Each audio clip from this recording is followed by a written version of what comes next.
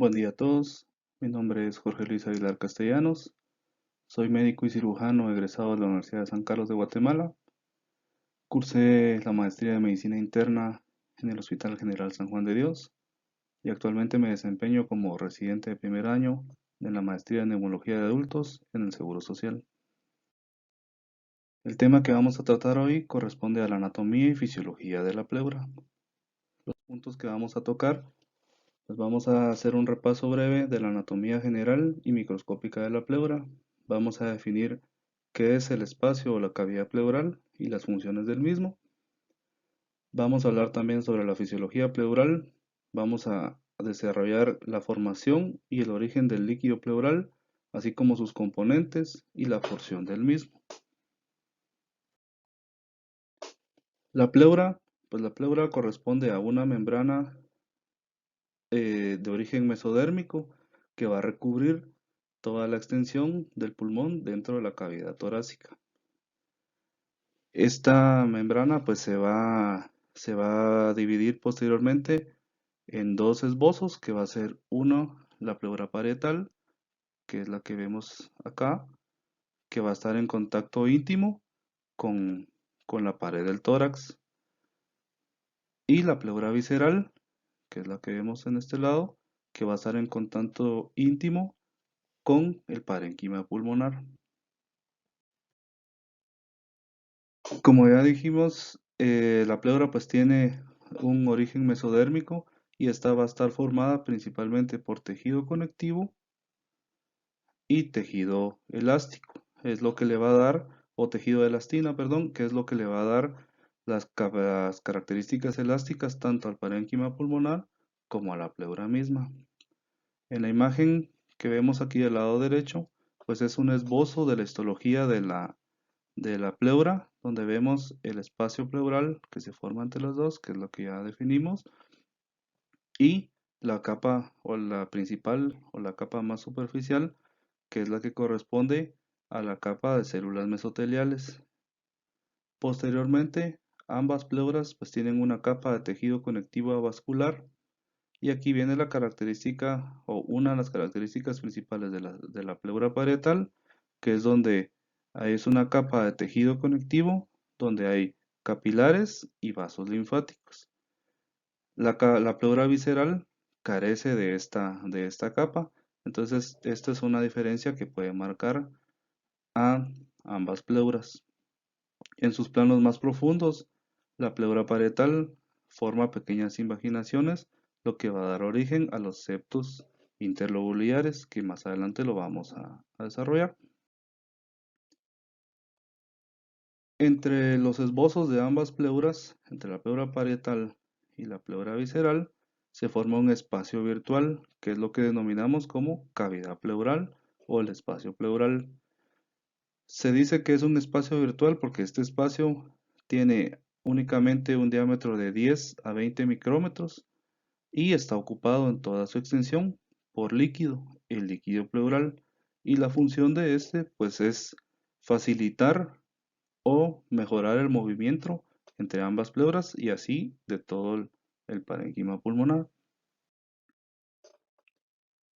Dentro de la cavidad torácica, pues la pleura ocupa una extensión de cefálico a caudal.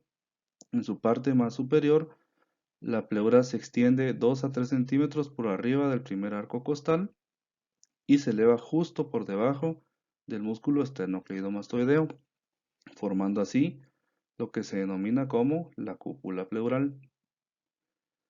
Trazando una línea imaginaria de cefálico a caudal, la pleura se va a extender hasta el sexto o séptimo arco costal anterior, y trazando una línea oblicua de anterior a posterior, la pleura se va a extender hasta el espacio o hasta el duodécimo arco costal, como vemos acá.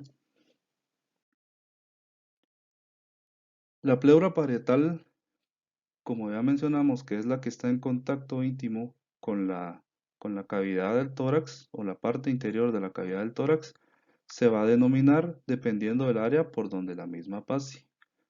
La pleura que va a estar en contacto con la parrilla costal o la cavidad o pared interna de la cavidad torácica se le denomina pleura parietal costal, que vemos aquí. Aquí vemos lo que ya mencionamos de la cúpula pleural. La pleura que va a estar en contacto con las estructuras mediastínicas, pues se va a denominar como pleura parietal mediastinal, y la que está en contacto con la cara superior del diafragma o de la cúpula del diafragma se le denomina como pleura parietal diafragmática. Entre la cavidad torácica o la pared torácica y la pleura parietal se extiende una membrana delgada, fibrosa, transparente, que se va a situar entre ambas estructuras, y esto se le denomina como aponeurosis endotorácica o la fascia pleural. Durante todo su trayecto hasta la raíz del ilio o la raíz ciliar, la pleura parietal, posteriormente al ilio, va a formar una deflexión inferior que se dirige inferiormente hacia la cúpula del diafragma, y a esto se le denomina como el ligamento pulmonar. Este ligamento pulmonar pues es la estructura que le va a dar sostén al pulmón dentro de la cavidad torácica, ya que este se encuentra flotando de la misma. Entonces el ilio y el ligamento pulmonar van a ser las estructuras que le van a dar sostén dentro del tórax al, al pulmón. Dentro del trayecto también de la pleura parietal se forman varios recesos o deflexiones o invaginaciones de la pleura, de esta misma pleura, que se denominan como senos pleurales, y se forman tres en cada lado o en cada hemitórax, que es el seno mediastino diafragmático, el costo mediastínico y el mediastino y el costo mediastínico. La característica principal de la pleura parietal microscópica es que la pleura va a estar compuesta por unas estructuras denominadas estomas, como vemos acá en esta fotografía de microscopía de barrido. Los estomas pues es la unión de una célula mesotelial con una célula endotelial que van a dar origen a estos orificios. La unión de uno o más de estos orificios van a formar lagunas, que son las denominadas lagunas linfáticas, y su función es mantener o realizar la absorción del líquido pleural que se forma por la misma pleura y que se almacena en la cavidad pleural o en el espacio pleural. No se sabe exactamente la cantidad de estomas que hay en la pleura, pero se tiene estimado aproximadamente que hay entre 100 y 200 estomas por cada centímetro cuadrado de la pleura. Estos orificios tienen un diámetro entre 2 y 10 micrómetros, y su función pues es la que ya mencionamos. La pleura visceral, como dijimos, es la que está en íntimo contacto con el parénquima pulmonar, y esta pues tiene un grosor aproximado entre 20 y 80 micrómetros, y esto va aumentando conforme se extiende la pleura de cefálico a caudal. La pleura visceral pues carece de estomas, sí tiene drenaje linfático, pero no con las mismas características que la pleura parietal, y su principal característica es que forma estas invaginaciones que van a dar origen a los septos interlobulares, así como al intersticio pulmonar. También estas invaginaciones van a formar las estructuras denominadas como las cisuras pulmonares. En cuanto a la irrigación sanguínea de las pleuras, la irrigación arterial de la pleura parietal va a estar denominada o va a estar dada por las arterias bronquiales, y la irrigación sanguínea de la pleura parietal va a estar dada dependiendo el área por donde pase la misma. Entonces, la pleura parietal costal va a estar irrigada por las arterias intercostales y la arteria mamaria interna. La cúpula pleural va a estar irrigada por la arteria subclavia y sus colaterales. Y la pleura mediastínica y diafragmática va a estar irrigada por la arteria frénica superior principalmente. En cuanto al drenaje venoso, el drenaje venoso de la pleura visceral va a dar a los vasos pulmonares y el drenaje venoso de la pleura parietal va a estar destinado hacia la vena ácigos y las venas bronquiales. En cuanto a la inervación, se conoce que la pleura visceral pues carece de fibras nerviosas sensitivas. Caso contrario con la pleura parietal. La pleura parietal o la pleura costal parietal va a estar inervada por los nervios intercostales y los toracoabdominales. La pleura diafragmática principalmente por los nervios toracoabdominales y el nervio frénico. Y el nervio frénico también va a estar en la pleura mediastínica. En cuanto a la fisiología de la pleura, pues vamos a ver que ésta se involucra en varios mecanismos. Uno de los principales en los que se ve involucrada es en la mecánica respiratoria. La presión interpleural regularmente es negativa. Esta presión negativa ayuda a que se dé la mecánica de la inspiración, porque cuando se da la inspiración o la mecánica respiratoria, al hacer la inspiración, la caja torácica se expande junto con la pleura. Entonces ya sabemos que en una inspiración normal, la presión de la pleura tiene que ser negativa. Entonces corresponde a menos 5 centímetros de agua. Cuando se da la inspiración, esta presión desciende aún más hasta más o menos menos 7 centímetros de agua, que es lo que va a ayudar al ingreso del aire en cada inspiración. Se conoce que en cada inspiración se introduce un volumen más o menos de 500 mililitros, que es lo que se conoce como volumen corriente. También se ve involucrado otro tipo de presión o de presiones, principalmente la presión alveolar. A presión atmosférica con las vías respiratorias permeables se considera que la presión alveolar es de cero. Para introducir este volumen en cada inspiración, esta presión también tiene que descender más o menos a menos 1 centímetro de agua para que todo esto pueda ingresar. Todo esto se da en un periodo de 2 segundos, que es lo que se considera que tarda una inspiración normal.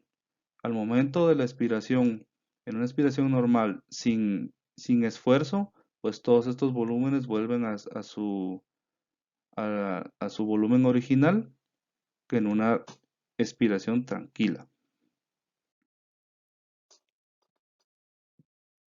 En cuanto al líquido pleural, pues la función del líquido va a ser eh, pues facilitar o mejorar el movimiento que hay entre ambas pleuras.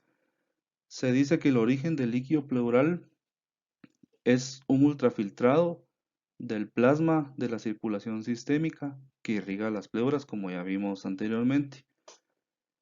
Existían varias teorías en cuanto al origen del líquido, sin embargo, ahora se sabe que es un ultrafiltrado, donde ya se descubrió que la irrigación de la pleura es de origen sistémico y no como se creía antes. Se considera que en cada hemitórax circula aproximadamente 8 ml de líquido.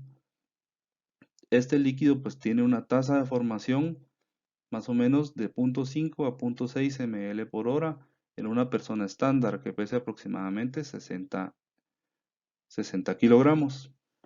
Y para mantener un equilibrio en condiciones normales, la tasa de absorción del líquido que se va a dar por los estomas, como ya vimos anteriormente, tiene que ser igual a la tasa de formación. Eso es para que se mantenga el volumen y las características que ya hablamos. Si todo esto se pierde, pues ya es una condición patológica que, que va a alterar todo el espacio pleural.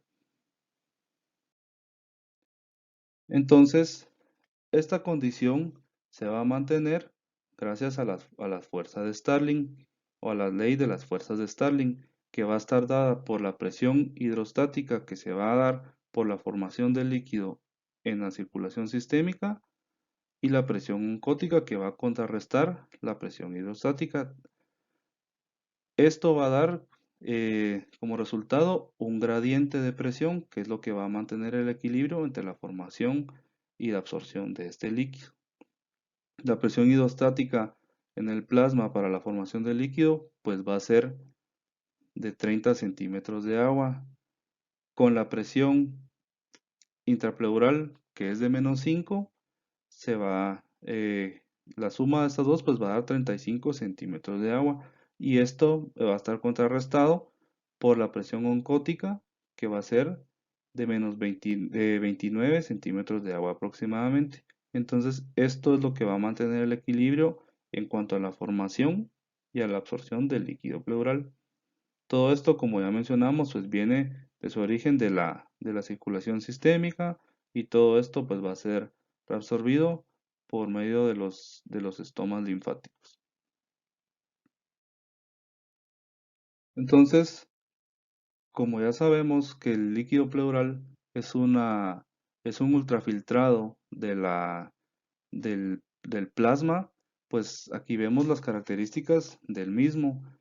Como ya dijimos, va a tener una tasa de formación aproximada de 0.6 mililitros por kilogramo de peso en una persona estándar que pese 60 kilogramos. La citología de este líquido pues va a ser muy parecida al- a la sérica, como ya mencionamos. Entonces se considera que tiene más o menos entre 1000 a 5000 eh, células, principalmente macrófagos. Se tiene un número o una capacidad media de más o menos entre 1500 y 1700 células de este tipo, ¿sí? En un 18 a 30% pues van a ser linfocitos, y en menor cantidad pues el resto de celularidad que conocemos. En cuanto a las proteínas, la albúmina, como son proteínas eh, de un tamaño más o menos grande, pues se dificulta el paso de la misma a través de la membrana serosa que es la pleura. Por lo tanto, el nivel o la cantidad de proteínas va a ser de 1 a 2 gramos por decilitro, correspondiente al 50 o al 70% del plasma, ¿verdad?